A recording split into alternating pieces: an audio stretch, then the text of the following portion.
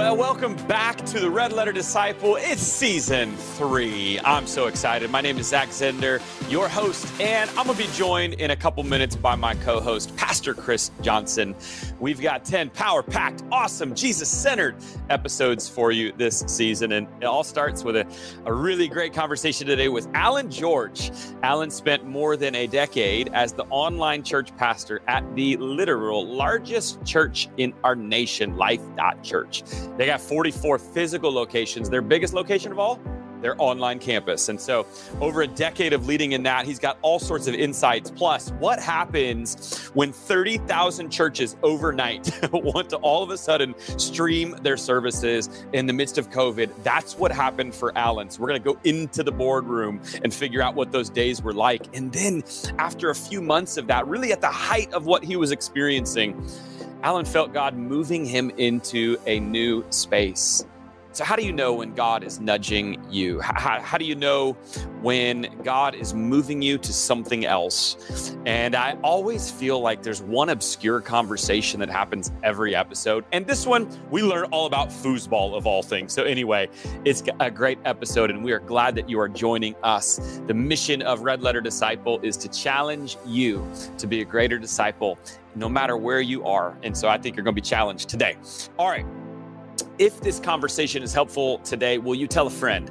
Will you spread the word about Red Letter Disciple? And one of the ways you can do that is not only verbally in person, with your actual friends in life, but we would love for you to rate and review our podcast and follow and subscribe no matter what platform, whether it's YouTube or Apple Podcasts, Spotify, whatever it might be.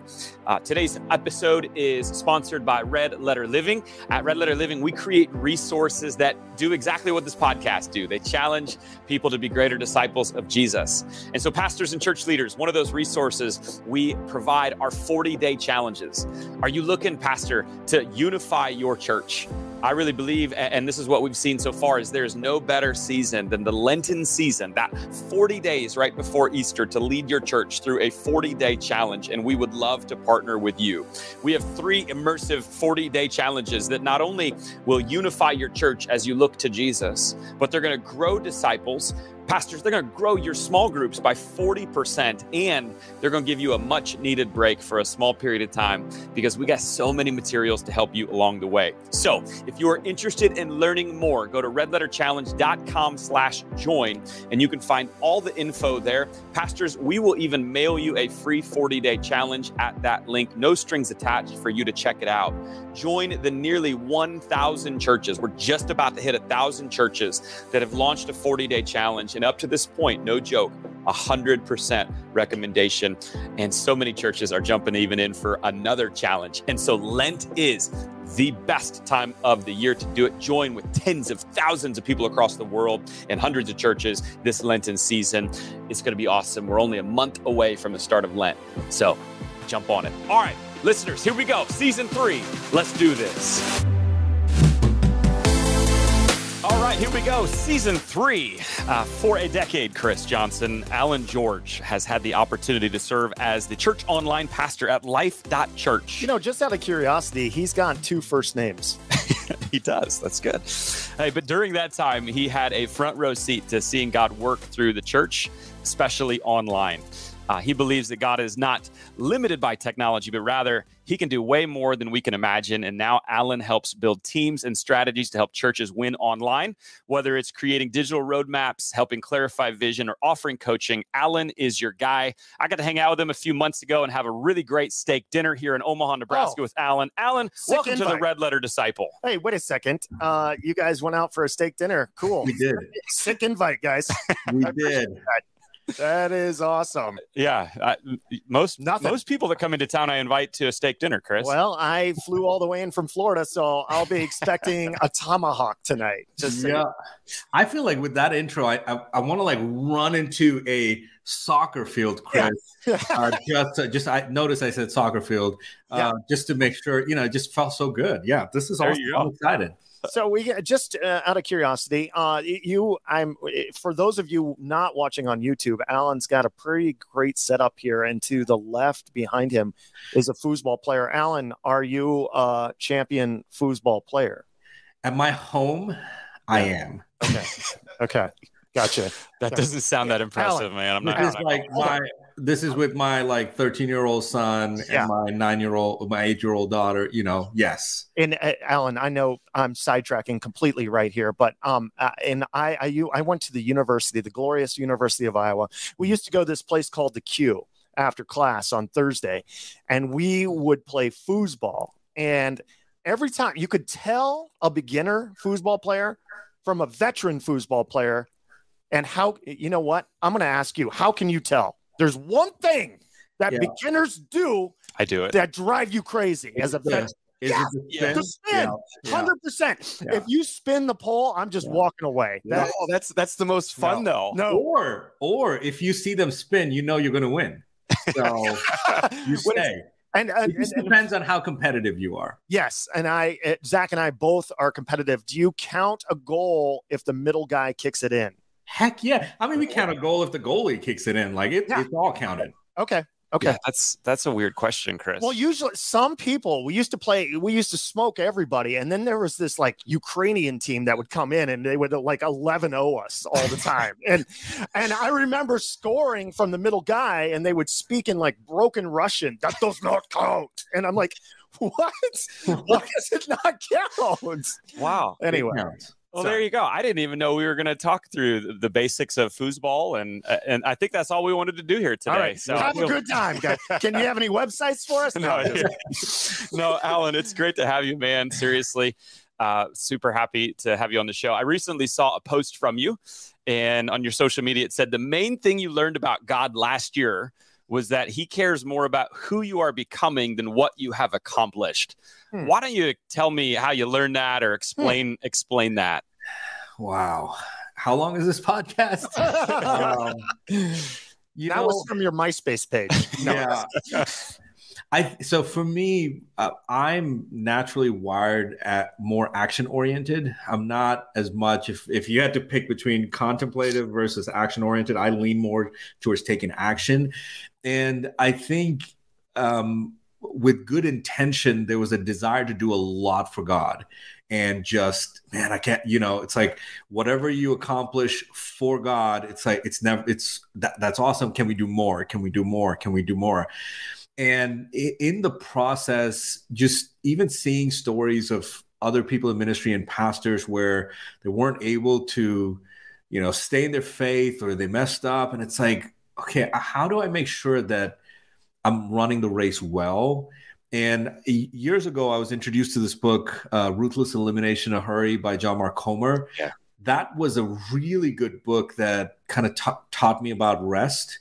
But that book led me to Soul Keeping by John Ortberg. And oh my gosh, that thing messed me up. And so that introduced me to the world of Dallas Willard. And so this was a Dallas Willard quote.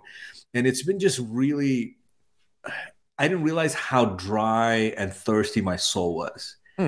And as a leader, we talk about serving from the overflow of what's within. I think after years of serving empty, just realizing I need to fill my heart. And in that process, what I've learned is I can do everything I do, but if I'm not becoming like Jesus, every day, if I'm not becoming closer into his image, then why does all this matter? And so I think it's a journey that I'm still on. I'm still learning. I'm still trying to figure it out. It's way more complicated than I can understand, but I'm trusting God, taking it one step at a time. But Soul Keeping, that book was good for me. Yeah, John Mark Comer and John Ortberg both rely heavily on Dallas Willard, and he's been so transformational for my learning as well. I remember reading Divine Conspiracy in seminary for the first time, and that's one of the top books I've ever read in my life. And what's neat, I remember in that exchange of the ruthless elimination of hurry, they asked Dallas, if you had one word to describe Jesus, what would it be? And his word was relaxed. And I thought, that's interesting. That wouldn't show up in my top 100. Yeah. We have Jesus who was busy. There's a difference between busyness and hurry, right? And so he was busy, but he was never hurried. And I can relate so much to what you just said, that I feel like a lot of the things I do are for God, and I'm doing it for God. My wife asked me the other day, when's the last time you just had time with God, just to have time with God? And I was like, I don't know, because my brain is so wired as a maximizer that like, oh, if I'm praying, and we're even doing it right now, we're in a 21 days of prayer challenge. If I'm praying, I'm going to bring everybody else to pray with me. We're going to grow together. And we're doing that. And I think it's going well, but like, I don't know if am I doing this for others or for God? It's a tough line. So was there something last year that took you over that hump, or was it just a realization in these materials of like, this is just describing who I am? I think it's been a process. So my role with Life Church, that was my first ministry job. I had only been a volunteer at any church that I was a part of up until that time.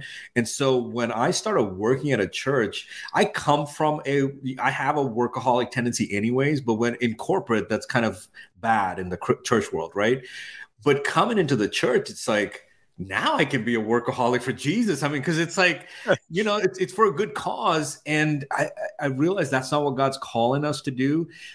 So I think it's been a process for many years. Another verse that stood out to me was when Jesus says, I'm the vine and you're the branch. And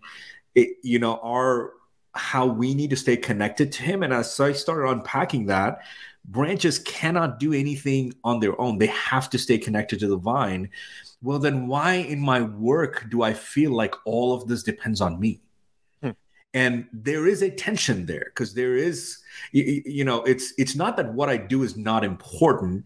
It's how do I make sure that who I'm becoming is more important than what I do, because who I'm becoming is what fuels what I do. So even that ministry burden, and you guys understand this as pastors or as leaders, we have a tendency to carry the burden of our ministry, but is it ours to carry? And what part of it is ours to carry? So those were all questions I began to start thinking about and trying to just process in my own life. Alan, I've got a question for you. So it's interesting. You said that Life Church was your first ministry position. And as somebody who started in radio, the biggest location you could possibly go to is New York City. And usually you don't start off in New York City. Usually you go to Omaha, Nebraska, or Ames, good Iowa, stakes here. And then you work your way up. So how did that happen? That you were volunteering at Life Church, and did you have as part of your roadmap, were you saying I want to be working in ministry? No, it didn't quite work that way. So what happened was, it was end of 2008 where I was working corporate, and at the end of the year, typically my wife and I, we'll pray, God, what do you have in store for us for next year? And I felt like God was telling me, do you trust me enough to quit your job and come work for me? And I was like, so I'm from India. I spent most of my life in the Middle East, and I moved here in 2004. And so coming to the US, and when God asked, do you quit your job? I was like, so where I grew up, back then we didn't have to pay for insurance. Like if your salary was, I don't know, $1,000, you would get all of it. Like we didn't pay taxes, we didn't pay health insurance. I don't want to get into politics or anything like that. But it sounds great. So when I felt like God was saying, quit your job, I was like, I've got insurance I've got to pay, and we've got a kid, and I'm getting ready to buy our first house, the American dream. And so I was like, no, because in my opinion, God didn't pay that well. And so I was like, I don't think this is for me. But long story short, we kept praying about it. And so my wife and I realized, okay, this is what we need to do. I come from marketing sales background. And so I told my wife, I was like, babe, give me a year and I'll figure out a way to raise enough money to where you can quit your job too. Because that was the dream. Let's do ministry together. 2 years later, living in my in-laws' home, where we had by then we had 2 kids, and both the crib and the little twin bed and our queen bed was all in a little bit. She's like, living the dream. Yeah, what's going on? You said it was gonna be a year. This is 2 years. And I think for me, what was happening was it took me 2 years to learn that I'm not my source, but God is.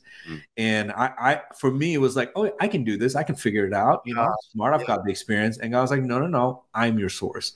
You need to learn this lesson for what I have in store for you in the future. And so during those 2 years, that was a very hard lesson to learn. And it was at the end of 2010 that a friend of mine who was on staff at Life Church said, dude, you should come work for Life Church. And I was like, I don't have like a Bible theology degree. Like, one, I didn't even know you guys employed people, like, because the churches I grew up in, everyone was volunteer. And so he began to tell me, yeah, you get paid and you get a, and I was like, wait, you get insurance? He's like, yes. I was like, what?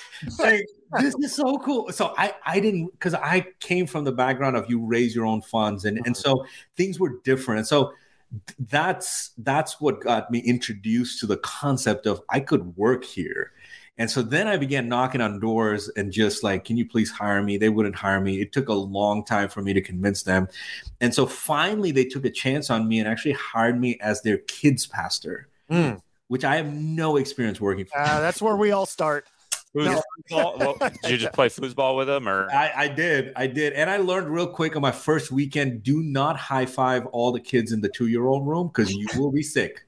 Yeah. Guaranteed. 100%. Guaranteed. Plus, you'll have to do it every single week for the rest of your ministry. Yeah. Yes. But that's the first point in my new book, What Not to Do in Kids Ministry, actually. Available on Amazon. But that was the start. And I did that for 6 months. And that led to someone saying, hey, have you thought about church online? So that's kind of how that they saw, hey, Alan's not a kid's pastor. Let's put him somewhere else. Yep. And then I was like, what, church online? Why do you guys keep putting me in? Like, I had no clue about digital ministry. So it's like, what? So but I think you guys at Life Church are the pioneers really in church online and in ministry, digital ministry online. So I'd love to hear from your perspective, like what it was like to watch and be a part of that. I think you said 2010, 2011, maybe after the 6 months, you jumped into that role and led for about a decade, if not a full decade in that. Hold on a second. I gotta share this story with you. I love what you said, that the point that you brought up was like, I don't think that God pays that much.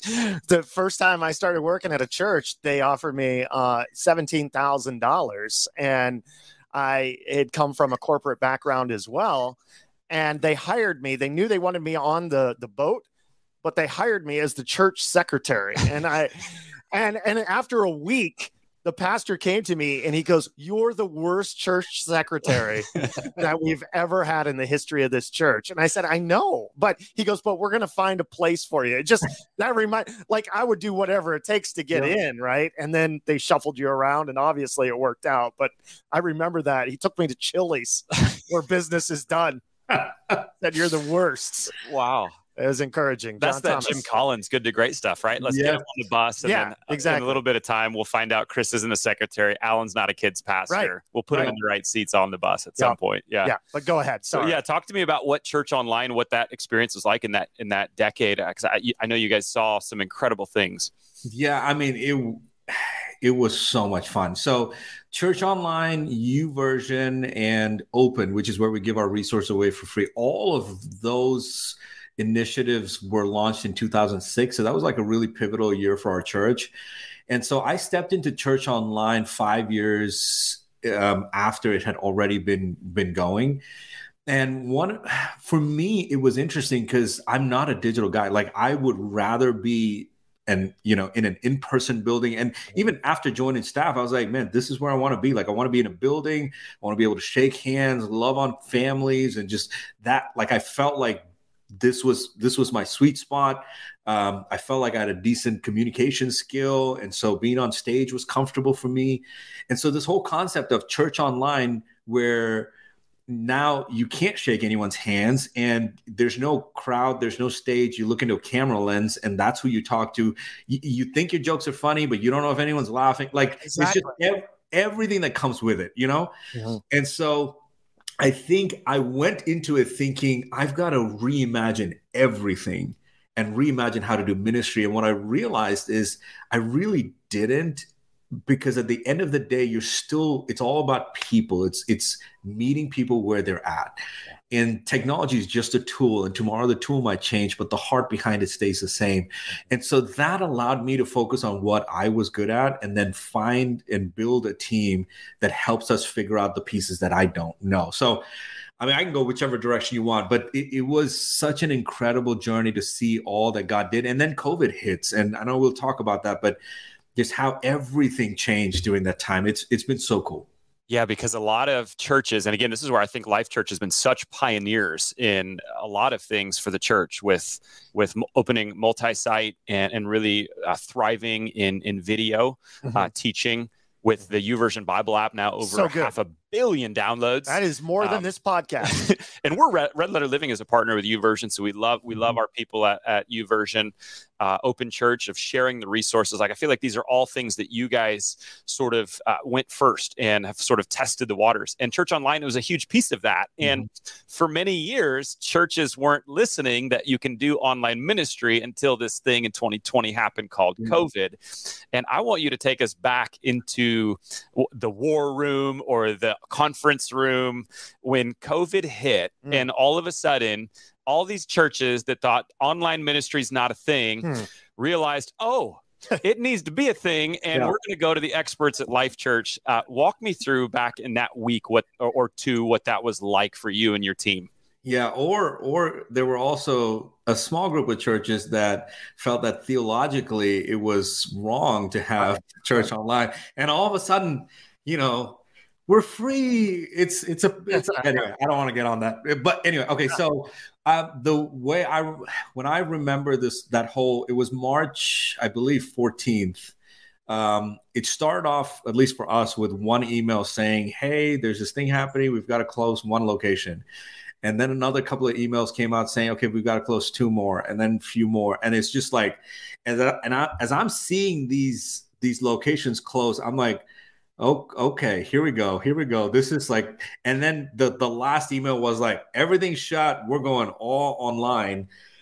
It was, we had no idea what to think about and what to imagine. And at first, for me, I was thinking about, like, what do we do and make sure we're in a good place? What happened was overnight, so we created also the Church Online platform, which churches can use for free to host their services.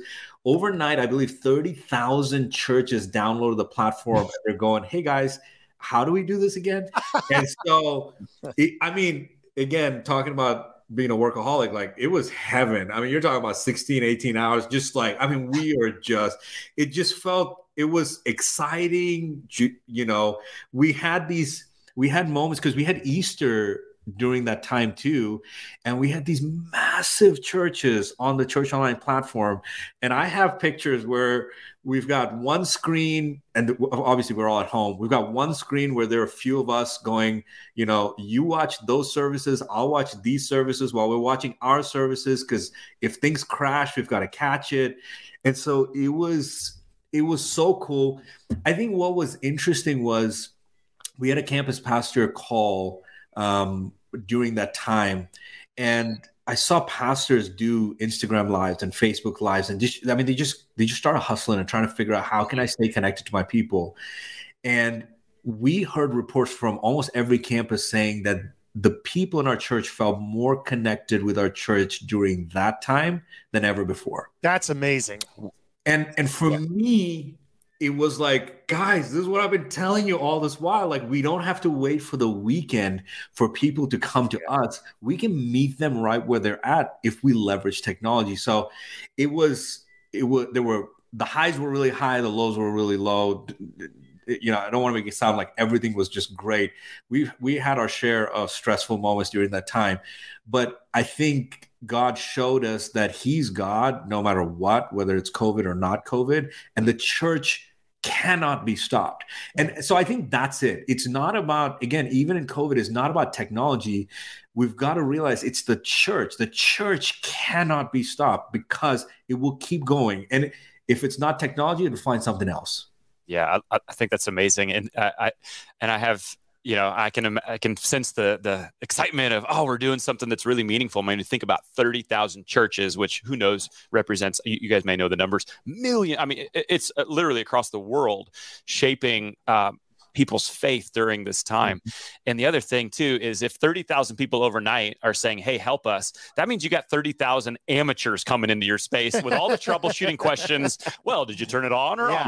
You got to go through all this stuff. And you guys give it all away for free, That's which is amazing. an incredible blessing. Yeah. But like, you didn't have the infrastructure or the team or the space built for this, did you? Well, I should say though, I mean, the team, we repurposed a lot of our team, but I've got a picture I don't think I will ever delete, but it's a picture of this guy on our team.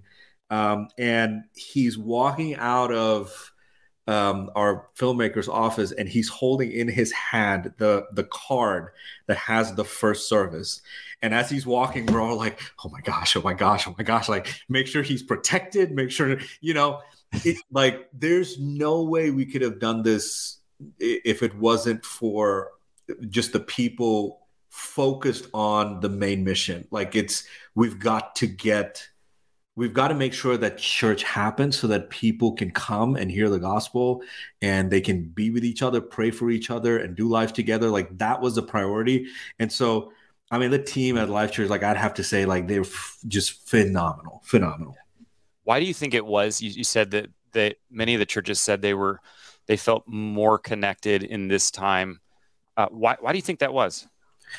I think it's easy for us when we have a building. And again, I don't want it to sound like everyone does it, but there's a possibility that we can have a mentality where I'm going to prepare all week so that when my people come into the building, I'm meeting them there. And then when we're on stage, we typically say things like, hey, we care about you. We want to do life with you. We want to walk alongside you. But then the next time we meet them is the following week.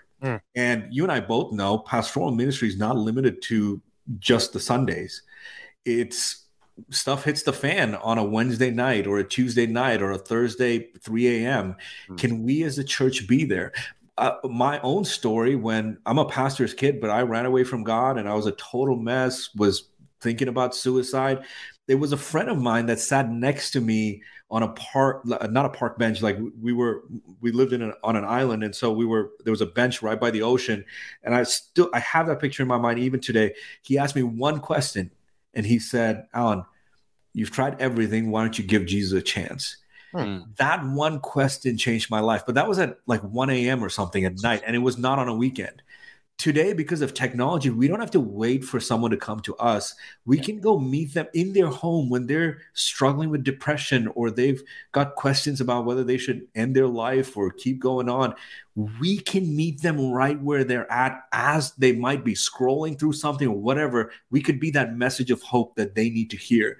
So the church, we said it during COVID, the church is not a building. We are the church. And then when the buildings opened up, it's like, yeah, but I want you to come back to the building. That whole dance. We don't have to be limited to just the building because we're not the building. Yeah. It's how do we meet people where we are? But it has been tough to get people back to the building because we've created such incredible online environments. And they're like, I like my mimosa. I'm going to sit here and watch you on TV. And that's the thing. It's like I saw Carey Nieuwhof post this thing on Instagram where he talks about Taylor Swift. Like she does such a great job online that when she opened up her concerts, like she broke Ticketmaster. Right. So the idea of a great online, my experience in the 10 years that I've done this, every time I've gone to a different country or a different city just to visit our community, number one question is, hey, are you guys opening up a building here? If they were comfortable, that wouldn't be their first question. But a great experience actually leads people to wanting to meet together because that's just how we're wired. That's human nature. Yeah.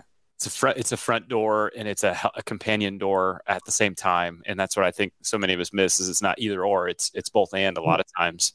And that's what I love. Like this conversation, even podcasts like this, it's about discipleship and churches. At the end of the day, you said that churches will not be stopped. Totally agree. And that's because it's filled with disciples who are living out the everyday moments, those conversations at the bench by the ocean, those moments that we can befriend somebody when they need it or be in someone's corner who's having a hard time. And so I think that's so cool. So I know then if we fast forward your story a little bit, so the early days, weeks, months are like super rejuvenating, tiring, stressful, exciting, all these emotions. But then after this initial wave, you felt actually God moving you to something else. And so I'd love to know, like, what was he moving you to? And what in the process, like, how did you know? Because I think a lot of people out there sort of have this hunch or this feeling or instinct, and I'll be real with you, I had it at the same time as you did in 2020. We talked about it. Yeah, that are uncertain. Is God moving me to something else? And so walk me through that process and maybe help others that are trying to discern if God is moving them into another season. Yeah. So if all the COVID stuff happened in March and things started, buildings started opening back up, things started hitting the normal rhythms, or at that time, what seemed like normal rhythms. And I believe it was around July where, similar to, the 2008 voice of, hey, do you trust me enough to quit your job? Like that. I haven't heard it that, and again, it's not like an audible voice. I don't know if it's audible or just whatever. I felt like it was around July.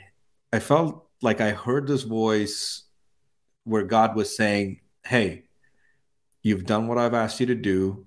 Your season here is done. Now it's time for you to move on.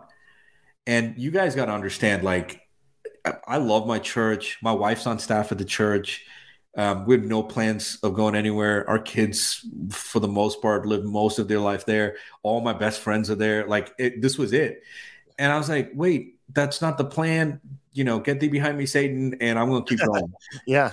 And I just couldn't shake that feeling of, like, it felt like a faucet just turned off. And I wrestled with that feeling, obviously shared it with my wife. We started praying about it. And it wasn't leaving. And so then I thought, okay, I got to tell those close to me. And so talked to our leadership team and said, hey, I don't know what this means. I don't know if this means, should I look at a different role on the church? Should I, I don't know. And so would you guys just pray with us about it? And so they walked alongside us. And even during that time, I mean, I started then feeling, okay, I don't think it's a different role. I think it's time for me to leave. And I got to tell you, so Bobby Grunwald, so it's Pastor Craig, and then there's what we call the DLT, the Directional Leadership Team. They're the executive pastors. So Bobby was my executive pastor, like direct line, and he was over, YouVersion Church Online and all of that. He took, I mean, obviously his schedule was crazy, and he was like, Alan, let's just meet. I think it was like every week, and let's just talk. Just tell me where you're at. Let's just process this together. And so it was really difficult conversations, because the more I kept talking, I realized I needed to leave, but I didn't want to. And so it was end of November that I actually transitioned off the team. And I mean, Pastor Craig and Bobby and all, like, they prayed for me. They were so gracious. But it was one of the hardest decisions. And honestly, Zach, it wasn't like crystal clear, because there wasn't like a writing on the wall saying you are not leaving here and you're going here. Like, there was no going. It was just, I just want you to leave. And I'm like, I have to provide for my family. Like, what do I do? Back to the money thing, like, how do I do all this?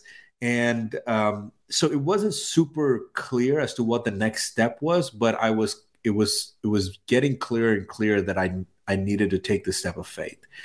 And so, yeah, it was one of the hardest decisions that I've had to make, because it's a place that I love and still love. And so, yeah.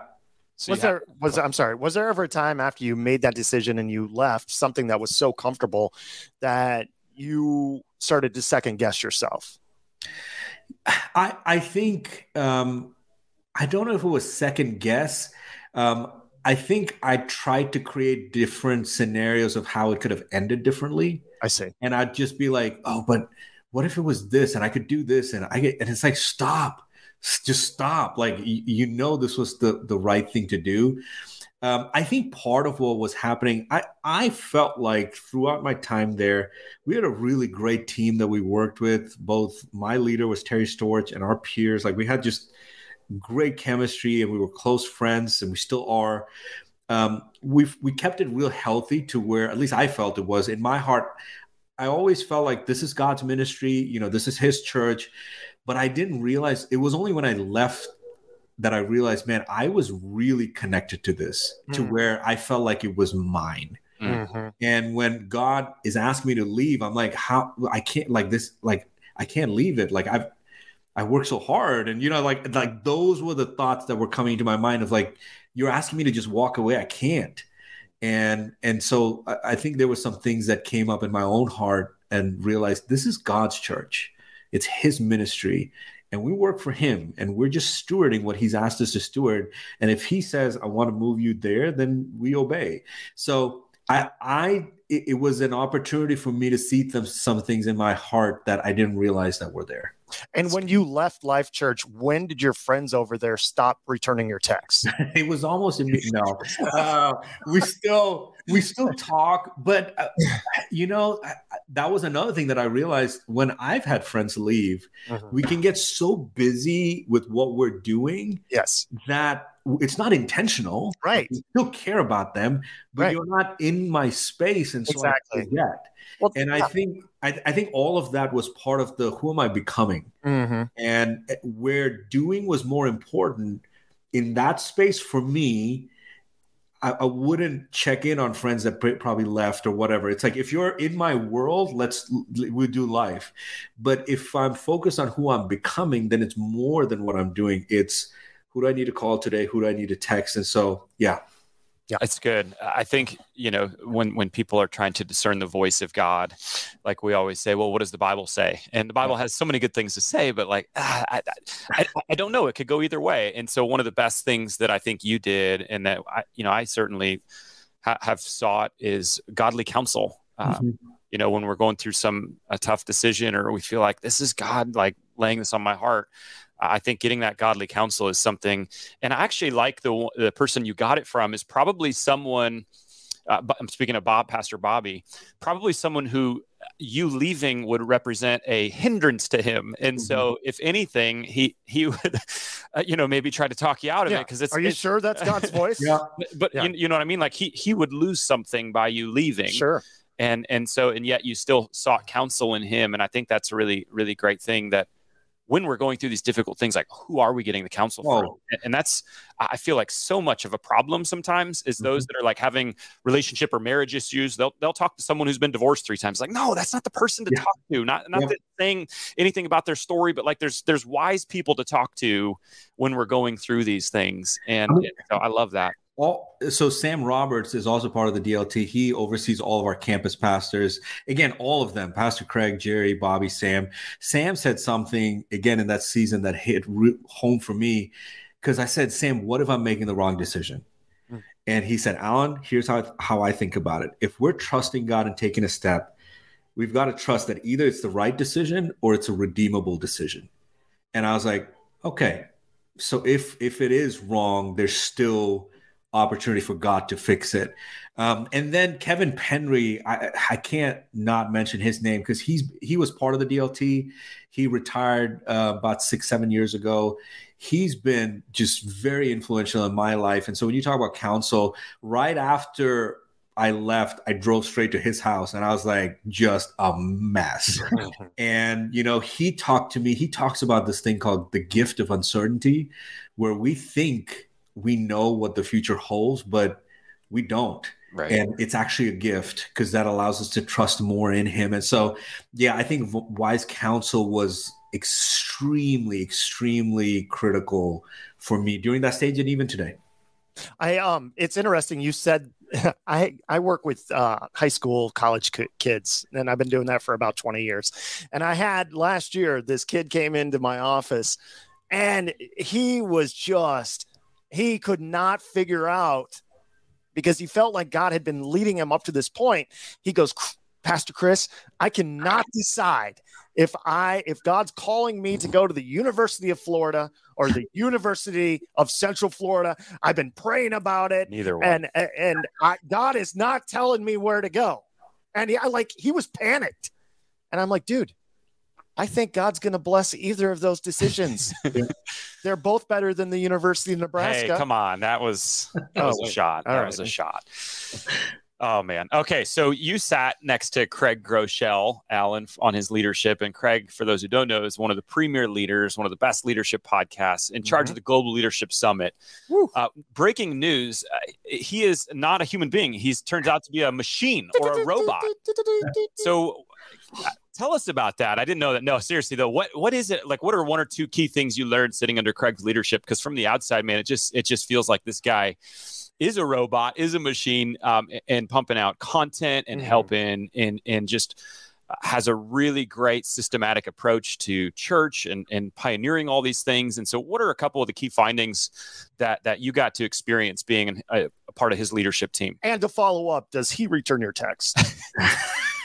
So I didn't actually sit next to him, so just want to make sure. So I was part of the campus hand of Greg Groeschel. I was part of the campus pastor team, and one of the cool things about that was we meet with him quarterly. So obviously we worked in the same building, so we'd see each other. But the quarterly campus gathering, I mean, this was so much. It was intense. It was fun. It was.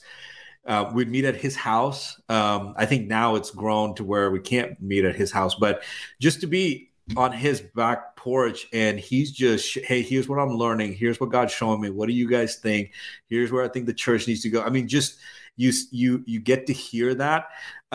Obviously, if you see Life Church, like it's a reflection of who he is. He's super evangelistic, and that's at the core of who he is. But when I think about like just personally stuff that hit me, from one key encounter I had with him was when I first became Church Online pastor.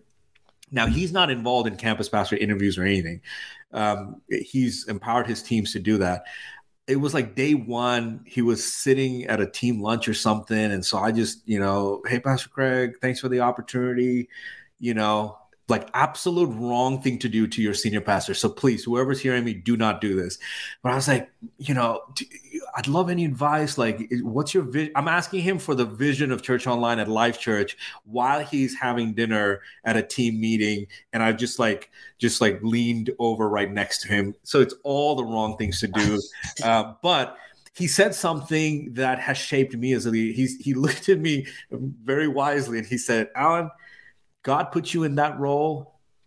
I know that he's going to give you the vision for the ministry. So just lead. And I was like, you're trusting this. I've only been on your team for like 6-7 months. And so just the idea of empowering your leaders, I learned that from him firsthand because I see him do that with his leadership team as well. And the other thing to prove that he is human, I got obviously when you're around him, you can't help but start thinking about your health. And it's like, okay, I got to start working out.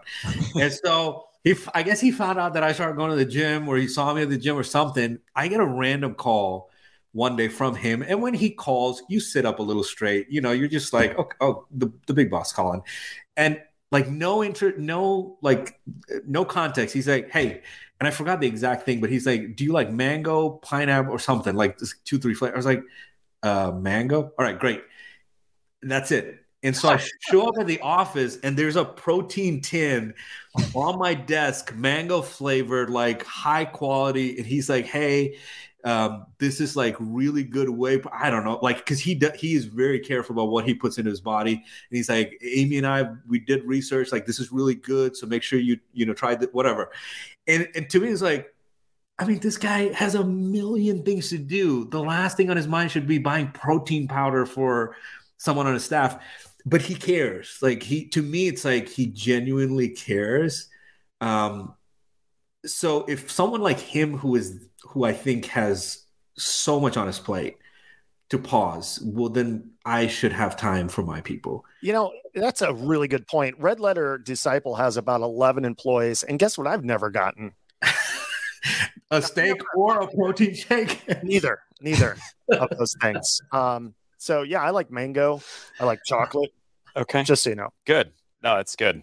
Okay. iPhones. I like the new iPhone. I love it, man. So fancy cars. All right, Alan. So you have a free ebook on your website, alanvgeorge.com, Alan with one L, called Discipleship in the Digital Age. So maybe give me a couple of key takeaways from that book, Discipleship in the Digital Age, what you're learning. Yeah, for me, it was a way to just take some practical lessons that I had learned over the years when it comes to online ministry. And if you're looking for a way to think about online ministry, this is the ebook for you. If you're looking for like, what kind of server or camera I should buy or what platform, this is not the one for you. And I'm probably not the guy to talk to. Right. I think a lot of pastors are trying to figure out, what do I do? Like, where do I know the internet's a thing. I know there's YouTube. I know I need to do something with my services. There's a million options. Which one's right for us? I think pastors are trying to figure out the right mindset to approach online ministry, being specific to their church.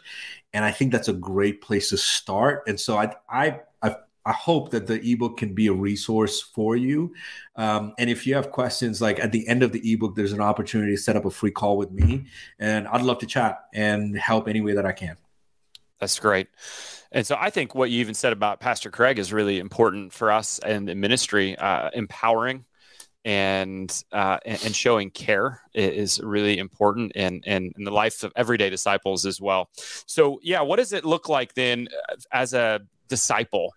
I think one of the things we're trying to do as pastors is move people from just consuming to contributing or to engaging, whatever word you might use. And again, I want to make the caveat: to consume is not bad. We have to consume. Yep. And I'm a content consumer to the hilt. This guy. And so it's important, but how do we flip from consuming to contributing or to engaging online digitally? Yeah. In my mind, it's an extension of who you are.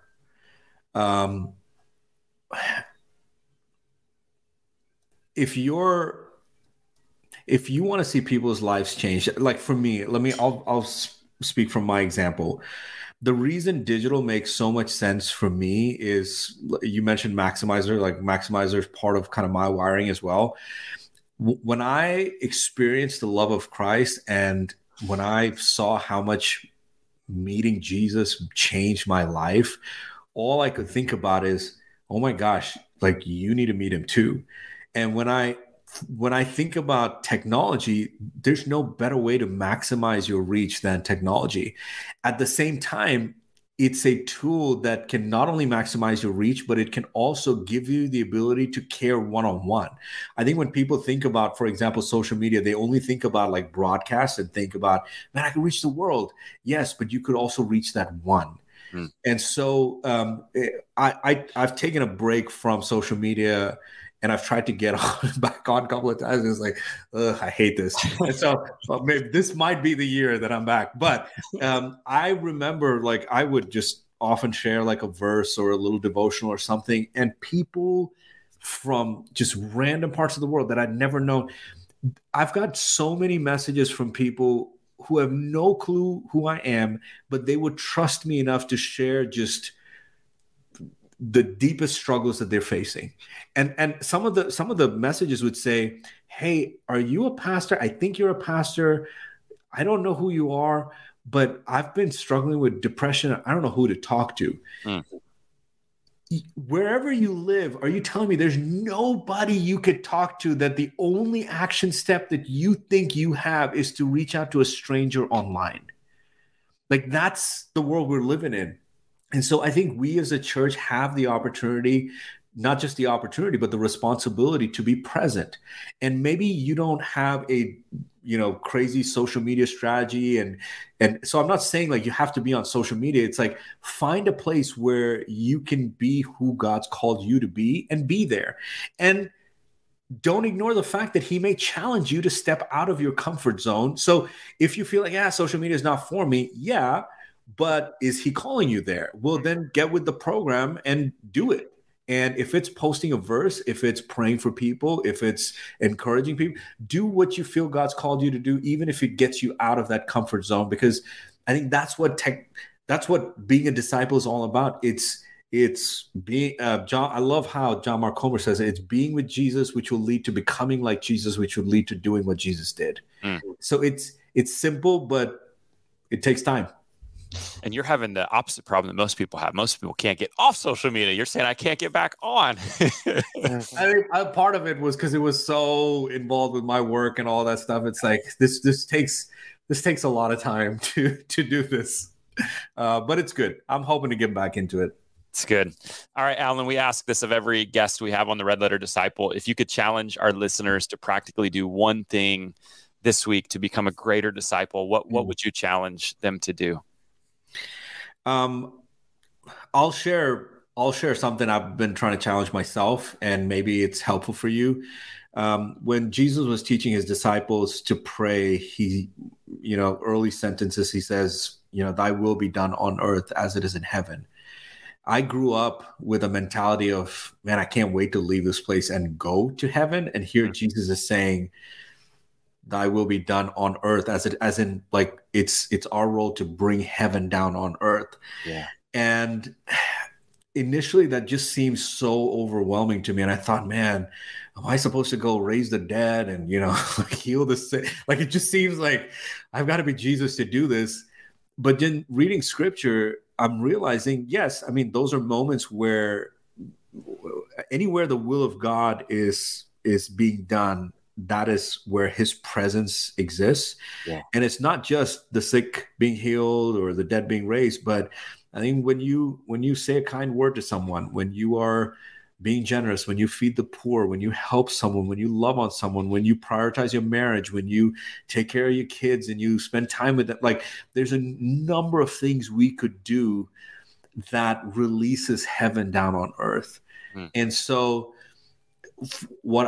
something I've been trying to work on is, God, what can I do today that releases a little bit of that heaven? Thy will be done on earth as it is in heaven. And so for those who are listening, I mean, if you may have a specific area where I know I need to work on this area. Maybe God's asking you to work on this area, not just for you, but maybe he wants to release a little bit of heaven in that area for you and for others. That's cool. I love that. So the challenge is to release heaven on earth in your own unique way. That's cool. Awesome, Alan. Well, this has been awesome. Can you let us know what a couple things you've been working on that you can be an asset and a help to, especially leaders in the church, and then where they can find you?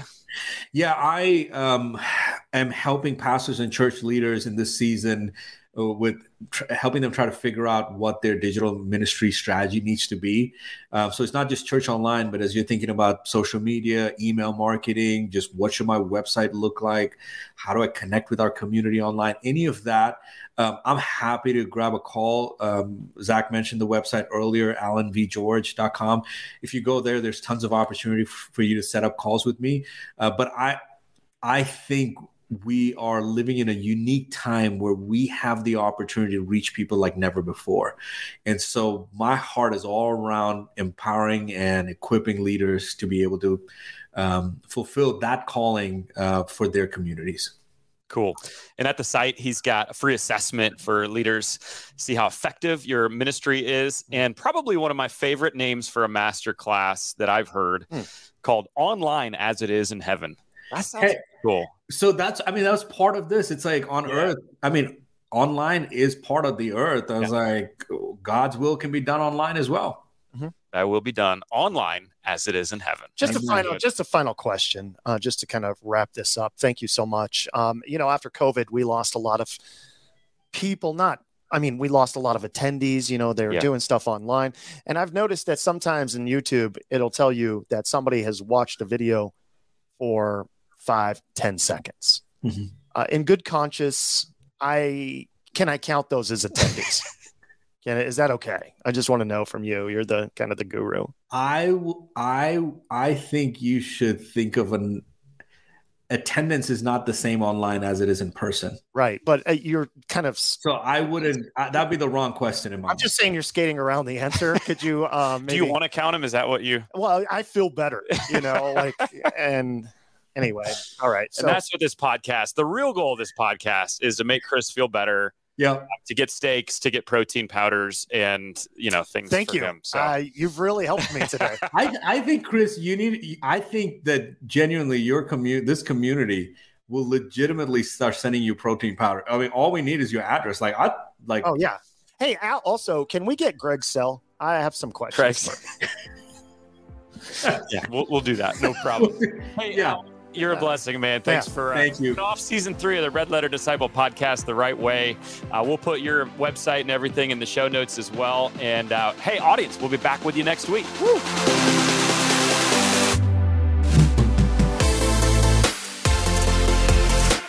We are so grateful that Alan George came on to the podcast to share his experience. And I hope that helps you if you're wondering like, how do I know if God's leading me somewhere else, what to do? This was a great conversation. All right, next episode. It really is the story of the season. 2 local pastors join Chris and I in studio, one black, one white, and they tell the story of becoming friends, going through adversity with one another at their church. And amazingly, in the midst of all this adversity, while one was experiencing a kidney failure, the other just happened to be the perfect match. What are the odds of that? And oh man, it is a powerful story. So we're going to talk racial reconciliation and healing. We're going to talk the power of God and his story. And we're going to have a lot of laughs along the way. So that's next week. It's going to be awesome. Make sure you don't miss it. The way you don't miss it, subscribe, follow on your favorite platform, and it'll automatically, magically, I don't get how it happens, but it'll show up in your feed. And so do that for us, and we'll see you back for next week. Remember to review us. And again, I want to thank our sponsor today, Red Letter Living. If you are looking, pastor or church leader, for a 40-day experience, especially in the Lenten season coming up, we've got 3 powerful 40-day challenges for you. You can find that information at redletterchallenge.com/join. And by the way, all the show notes, all the links for Alan, and a bunch of other helpful stuff is at redletterpodcast.com. So we'll see you back next week.